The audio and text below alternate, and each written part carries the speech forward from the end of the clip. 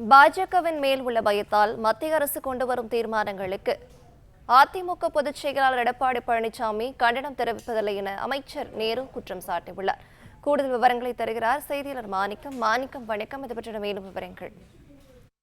அதிமுக பொதுக்குழுவில் அதிமுகவுடைய பொதுச் செயலாளர் எடப்பாடி பழனிசாமி பேசிய விவகாரங்களை மேற்கோள் காட்டி தற்பொழுது நகராட்சி நிர்வாகத்துறையுடைய அமைச்சரும் மற்றும் திமுகவுடைய முதன்மை செயலருமான நேரு ஒரு அறிக்கை வெளியிட்டிருக்கிறார். அந்த அறிவிப்புல எதிர்க்கட்சி தலைவராக இருக்கக்கூடிய எடப்பாடி பழனிசாமி அவர்கள் மீது கடுமையான வார்த்தைகளை பயன்படுத்தி அவருடைய கண்டனத்தை வெளிப்படுத்தியிருக்கிறார்.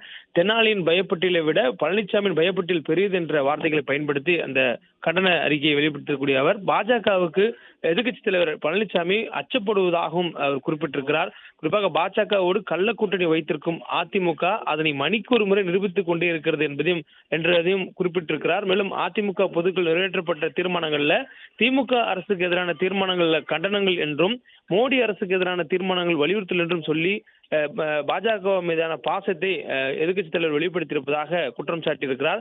மேலும் எதிர்க்கட்சித் தலைவர் பழனிசாமிக்கு மோடி என்றால் பயம், அமித்ஷா என்றால் பயம், அமலாக்கத்துறை என்றால் பயம், சிபிஐ என்றால் பயம், வருமானத்துறை என்றால் பயம், ஆளுநர் என்றால் பயம், ரைடு என்றால் பயம், சின்னம் பறிபோயிடும் பயம் என்று அவர் மீது கடுமையான விமர்சனங்களை முன்வைத்து கோலை பழனிசாமி என்ற ஒரு வார்த்தையை குறிப்பிட்டு கடுமையான வார்த்தைகளை பயன்படுத்தி கண்டனத்தை வெளிப்படுத்தியிருக்கிறார். மேலும் பல்வேறு சட்டங்களை அதிமுக ஆதரித்திருப்பதாகவும் குறிப்பாக பாஜக கொண்டு வந்த சட்டங்களை அதிமுக ஆதரித்ததாக ஒரு பட்டியல் எழுதுகிறார். அதுல குடியுரிமை திருத்த சட்டத்தை ஆதரித்தது வாக்களிக்காமல் அதிமுக இருந்திருந்தால் இந்த குடியுரிமை திருத்த சட்ட மசோதா ஆனது நிறைவேற்றப்பட்டிருக்காரு எனவும், அதே போன்று நாடாளுமன்றத்தில் சுரங்கம் மற்றும் கனிம திருத்த மசோதாவிற்கு அதிமுக மாநிலவை எம்பி தம்பிதுரை ஆதரவளித்ததுதான் ஜங்ஷன் சுரங்கத்திற்கு மறைமுகமான ஆதரவு எனவும், அதே போன்று முன்னாள் முதலமைச்சர் ஜெயலலிதா எதிர்த்த தேசிய உணவு பாதுகாப்பு சட்டம், உதய மின் திட்டம் போன்ற திட்டங்களுக்கெல்லாம் மோடி அரசுக்கு பயந்து கொண்டு எதிர்க்கட்சி தலைவர் முதல்வராக இருக்கும் பொழுது ஆதரவு தெரிவித்ததாகவும் குறிப்பிடுகிறார். மேலும் முத்தலாக்கு சட்டத்திற்கு மக்களவையில் ஆதரவு கொடுத்தது,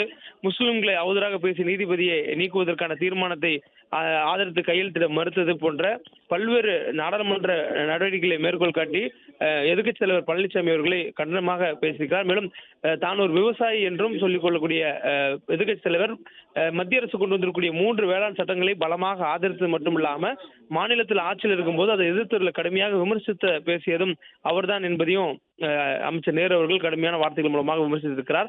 மேலும் மாநிலங்களில் சுயாட்சிக்கு எதிரான ஒரே நாடு ஒரே தேர்தல் மசோதாவை ஆதரிக்கும் பாஜகவின் உன்னத தோழன் அதிமுக என்பதையும் சொல்லியிருக்கிறார். மேலும் பெட்ரோல் விலை உயர்வு, கேஸ் சிலிண்டர் விலை உயர்வு என்று என்றைக்காவது எதிர்க்கட்சி தலைவர்கள் அறிக்கை விட்டிருக்கிறார் என்பதையும் கேள்வியாக கேட்டு அத்தனை பேரும் எதிர்பார்க்கின்ற கூட்டணி அமையும், 2026 அதிமுக மீண்டும் அரியணேறும் என்றெல்லாம் பொதுக்குழுவில் ஆக்ரோஷமாக பேசியிருக்கிறார்.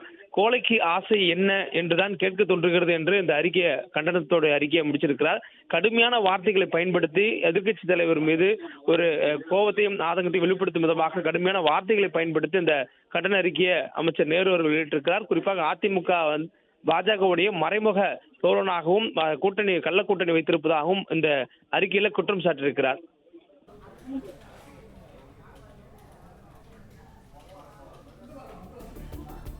விவரங்களை வழங்கியமைக்க நன்றி மாணிக்கம்.